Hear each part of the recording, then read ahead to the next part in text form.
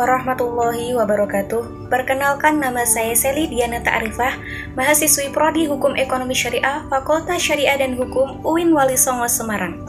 Di sini saya akan membahas mengenai implementasi kedaulatan rakyat dalam negara hukum. Berbicara mengenai hal yang sangat penting bagi bangsa dan negara, yaitu kedaulatan rakyat dalam negara hukum.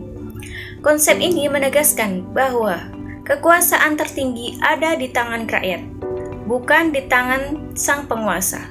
Dalam negara hukum, setiap kebijakan yang dibuat harus didasarkan pada hukum yang adil dan menguntungkan rakyat, bukan hanya untuk sekelompok orang-orang tertentu.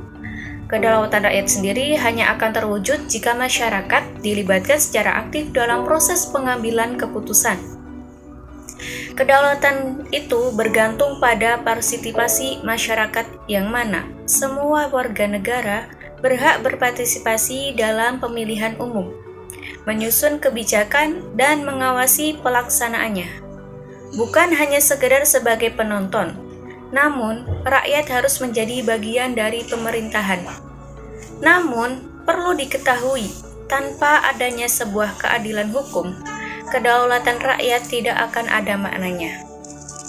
Untuk memastikan bahwa tidak ada warga negara yang kebal hukum atau diperlakukan secara tidak adil, lembaga negara harus memastikan bahwa semua warga negara tanpa terkecuali mendapatkan perlakuan yang sama di mata hukum. Ini merupakan suatu dasar dari negara hukum yang benar. Implementasi kedaulatan rakyat dalam negara hukum itu tidak hanya tanggung jawab pemerintah saja, akan tetapi juga tanggung jawab kita semua.